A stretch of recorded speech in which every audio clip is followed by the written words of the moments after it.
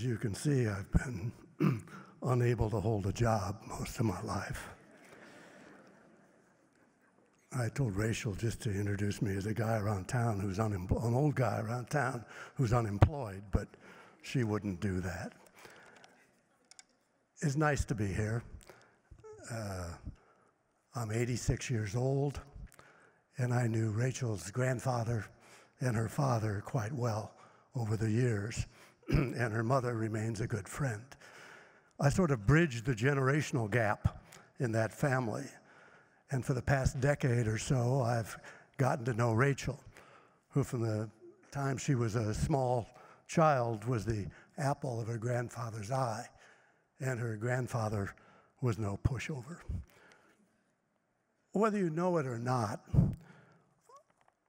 all of you are here because of the Ruan family.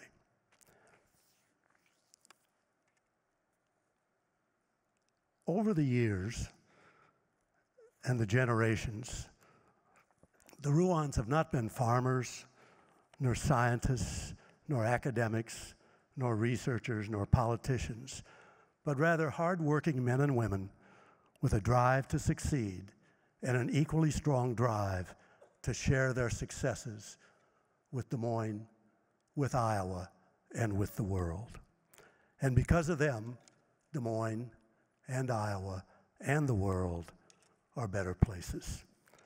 For it's the fruits of the Ruan's success that are being used to help bring you all together this week to discuss food security and agricultural innovation. We should all be grateful and thankful. So I want to take just a few minutes just to tell you about the Ruans of Iowa. Rachel Ruan McLean is named for her great-grandmother, who was married to a doctor in Beacon, Iowa, a coal mining town that had 350 people in it in 1930 as the Depression descended over the nation. That year, the doctor, the first of the 4 John Ruans, pulled up stakes and moved to Des Moines. 3 months later, he died, leaving the family in difficult circumstances. John Ruan II, that would be Rachel's grandfather, was 16 at the time. He graduated from high school here and attended Iowa State University for 1 year before he ran out of money. Still a teenager, he then acquired an old dump truck, and on Monday, July 4th, 1932, the date for America's independence, he began hauling gravel. He has never slowed down for the next 80 years. By the time he died, at age 96 in 2010, he had built a large trucking company, owned the largest privately held bank in Iowa, had his name on a skyscraper or two, and owned an assortment of other stuff. He was brash and feisty and determined and rough around the edges, and an incredibly hard worker and generous man.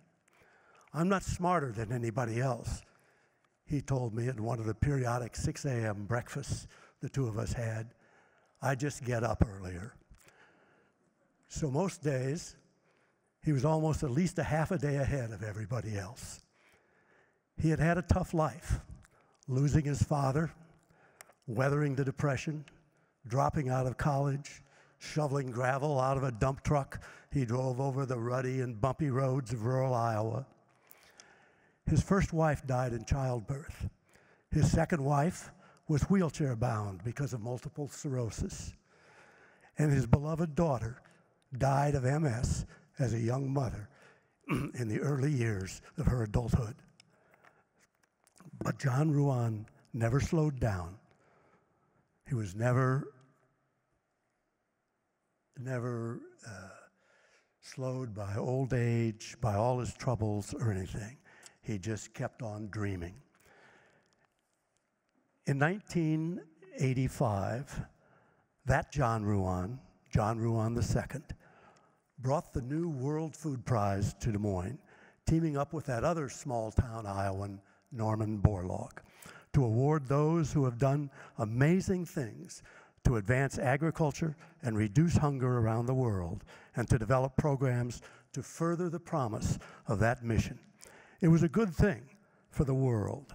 Norman Borlaug was a drawing card for the World Food Prize. After all, he won the Nobel Peace Prize, and it is said that he has saved more lives through the Green Revolution than anybody else in history. But it was the Ruan family then and now that built the organization through their leadership, their imagination, and their money. John Ruan III, Rachel's father, was the son whose mother died in childbirth.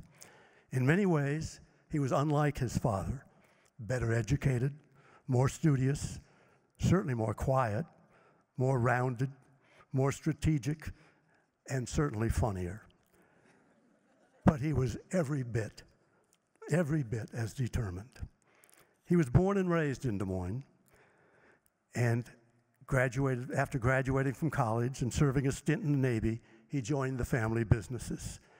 He started out washing trucks, a job for which he was somewhat overqualified. And he ended up running and growing everything the family owned. That was because he was very smart. It helped, of course, that his name was John Ruan. On the other hand,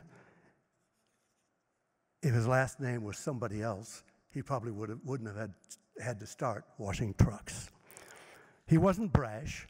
He didn't try to bulldoze people as well as city blocks. He didn't feel he needed to see his name on buildings and companies. But he was every bit as visionary as his father. And he could out-argue him on several occasions.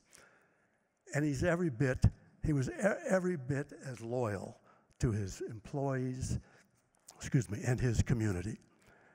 And over the years, he became a leader, not just in Iowa, but in the nation, serving a stint as president of the United States Chamber of Commerce, which is a big deal. He rarely mentioned that in town. If you'd talk to him, you wouldn't know that. He was uncomfortable speaking, and I think more uncomfortable at being praised.